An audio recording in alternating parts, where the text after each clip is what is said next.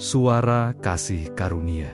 Berjudul, Saat Anxiety Menyerang, Damai Kristus lebih kuat dan tetap tinggal. Filipi 4 ayat 6 dan 7. Damai sejahtera Allah, yang melampaui segala akal, akan memelihara hati dan pikiranmu dalam Kristus Yesus. Saudaraku, anxiety bukan sekadar banyak pikiran. Kadang tubuh terasa sehat, tetapi hati terus gelisah. Pikiran tidak bisa diam, tidur terasa berat. Hati selalu merasa takut sesuatu akan terjadi. Dan yang paling melelahkan, seringkali orang lain tidak mengerti. Karena luka ini tidak selalu terlihat. Ada orang tersenyum di luar, tetapi diam-diam berperang di dalam pikirannya setiap hari. Takut gagal, takut kehilangan, takut masa depan, takut hidup tidak baik-baik saja. Dan perlahan, pikiran mulai menjadi penjara. Tetapi hari ini dengarkan ini baik-baik.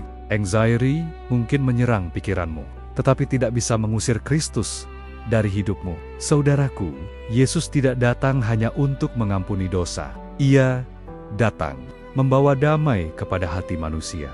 Di kayu salib, Yesus tidak hanya menanggung kesalahan manusia, Ia juga menanggung ketakutan, tekanan, kehancuran batin manusia. Artinya, kamu tidak berjalan sendirian dalam pergumulan pikiranmu. Dan ini yang perlu kamu dengar hari ini. Salib bukan simbol agama. Salib adalah bukti bahwa kasih Tuhan sudah selesai bekerja bagi hidupmu. Karena itu, hari ini kamu tidak perlu hidup untuk mencari penerimaan Tuhan. Kamu sudah diterima di dalam Kristus. Kamu tidak sedang berusaha supaya Tuhan mau dekat. Dia sudah tinggal di dalammu. Saudaraku, anxiety sering membuat orang merasa aku sendirian.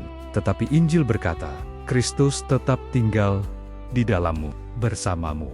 Dan dengarkan ini baik-baik. Pikiranmu mungkin penuh badai, tetapi damai Kristus tidak pernah ikut goyah. Hari ini, jangan terus memberi makan ketakutanmu. Mulailah memenuhi hatimu dengan Injil. Bukan tekanan, bukan rasa bersalah, bukan suara ketakutan, tetapi suara Kristus. Aku menyertaimu, aku tidak meninggalkanmu. Damaiku tinggal di dalammu, dan lebih kuat dari anxiety.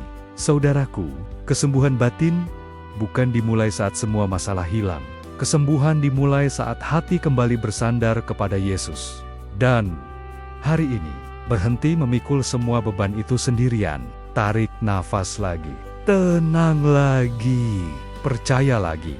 Karena damai Kristus lebih besar, lebih kuat dari anxiety yang kamu rasakan.